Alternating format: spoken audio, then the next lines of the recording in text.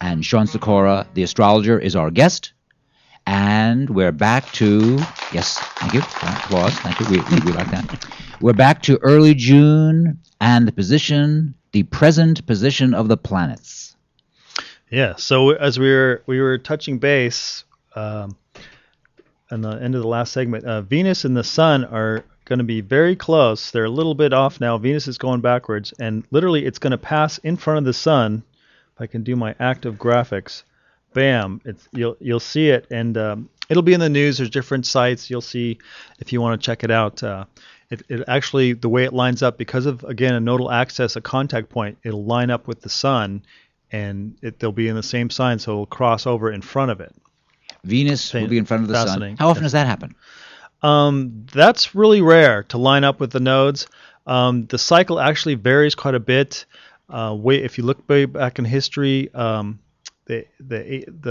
latter 1800s, that was a lot of the phone and the train and travel and things had a lot of change. But it was with respect to your kind of neighborhood with the Gemini. This time is more with the Sagittarius aspect of long distance travel.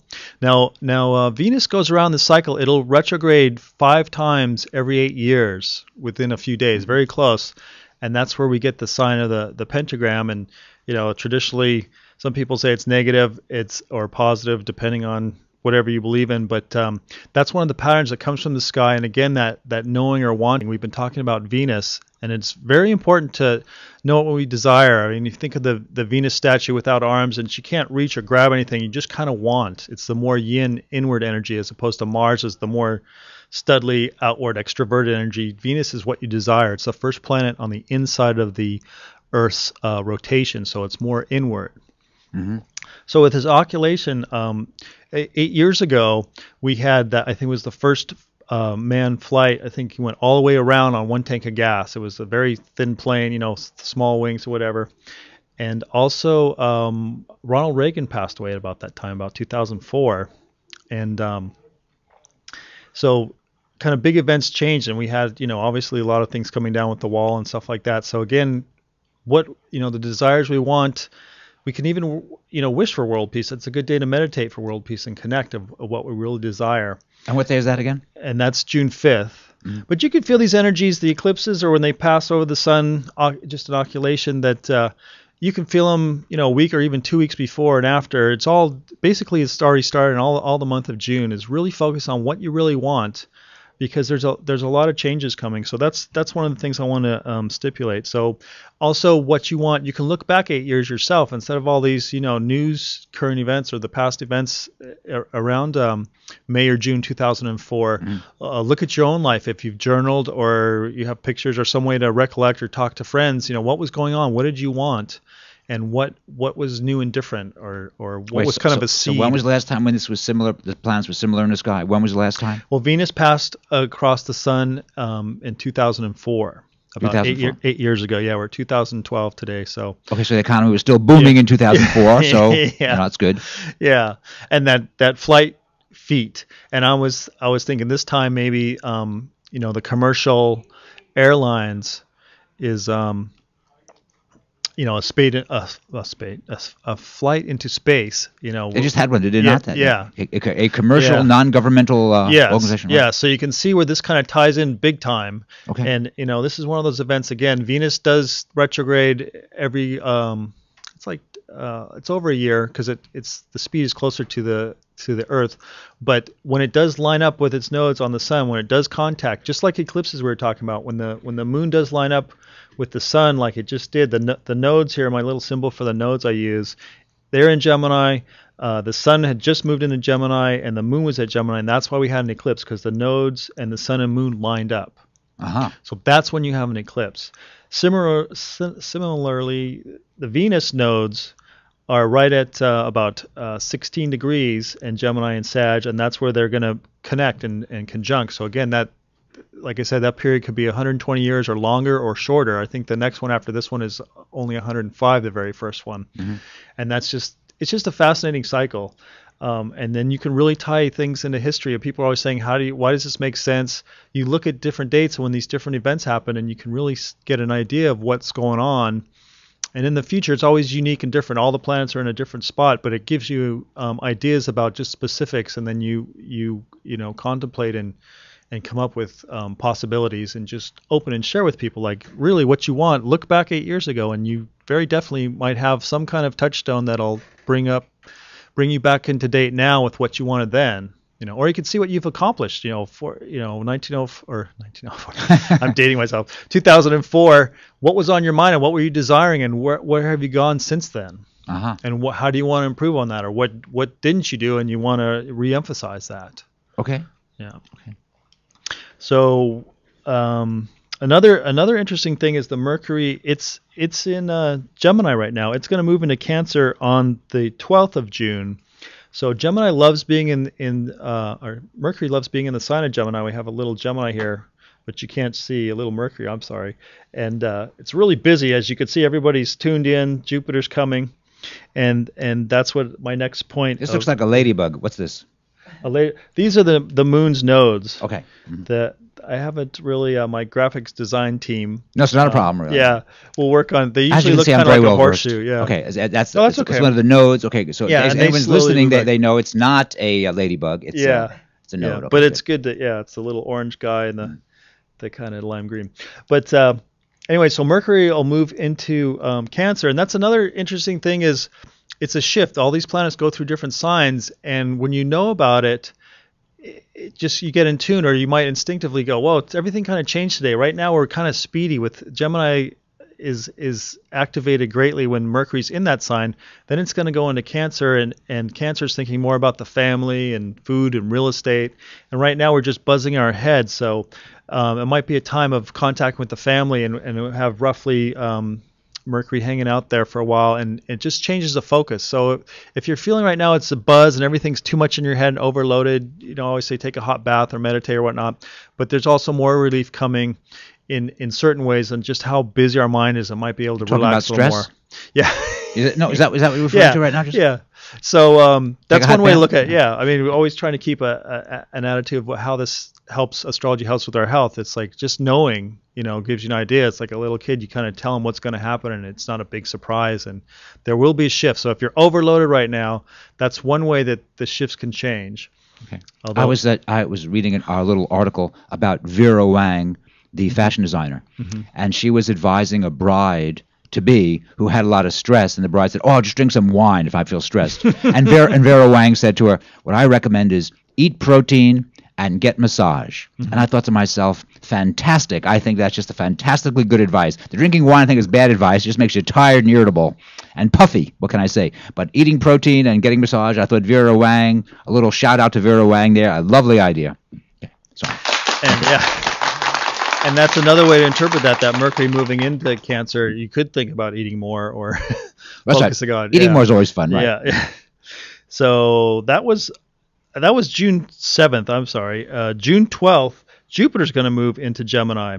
So we have this little period here of about a week, and then Jupiter comes in, and it's going to get Jupiter typically is more, and moving into the sign of Gemini, more thinking, more just chatter in the head. So we have a kind of like a quick break vacation in a way with that Jupiter still in Taurus relating to the Cancer quite nicely. But in Gemini, things will start to speed up again. So kind of enjoy that June 7th to June 12th. That's kind of like this passive, nostalgic time.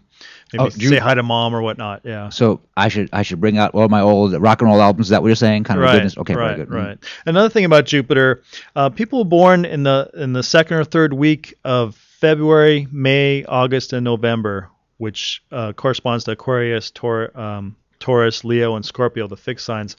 They might have had issues. Jupiter can be too much, and Jupiter's been in Taurus activating those fixed planets, and that can be too much eating. Taurus loves food, money, maybe too much spending, or possibly the economy will think it's very positive and big. It seems like money, and the feeling is, oh yeah, money's doing good and things are doing well.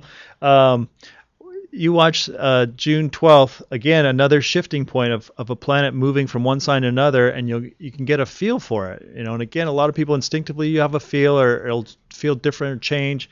But knowing this, you can kind of look for things, look in the media, and you'll see different items come up. Well, actually, isn't June 17th, the Greek Parliament is going to vote on what they're going to do about remaining in the euro, or in the EU. So that is certainly something that everyone is really watching, and no one's quite sure how that's going to go. They don't seem quite sure. Some people speculate one way or the other, but obviously that could be a very big deal. Excellent point. Yeah, and then again, people, everything's not just a light switch. Sometimes something in life happens quickly. Sometimes it's a process. So this is 3 days. You said the 17th. Yeah. So that's 5 days before. There might be a leak of what they're going to do, or people might get nervous, and we might see the markets fluctuate, whatnot, and anticipating and feeling that energy coming in. By the way, if I can just throw this out, when the Soviet Union collapsed, when was that? Was that 86? When they collapsed? Yeah. I think it was 86. And as I remember, because I watch Bloomberg Business News and read Bloomberg Business News, not one government official or economist predicted the collapse of the Soviet Union. Not one of the men or women who does that for a living, who keeps an eye on the Soviet Union, predicted it. So that's kind of interesting. Yeah, well, I'm sure you can find an astrologer makes predictions. I like to describe the energy and let people think for themselves and be aware, and everyone's life's unique. Doing mundane or the outer world, big topics in the world. I like to really work with people, so I try to just generalize the energy of people. Hopefully, pick up something that connects with them, and they can use it as a tool in their own life. But I know, like 9/11 was on Uranus's nodes. Saturn opposed Pluto, and Pluto's big change can be explosions, death, crumbling, just a whole mortification on an extreme level. And of course, that was pretty extreme. And Saturn is structure, and that was in the Gemini and Sagittarius. And Gemini, the Twin Towers, is kind of symbolic. So, but yeah, there's our big events. It's interesting as this is unfolding, because that brings me up to. Well, another thing is that June 20th, 3 days after that date, Mars has been retrograde earlier this year. And besides retrograde, when we have it go back and forth, it was all in Virgo, went up and back, and now it's ready to, it already went forward, and it's almost getting out of Virgo, but it's past its shadow, which means it's going to new degrees since it retrograde.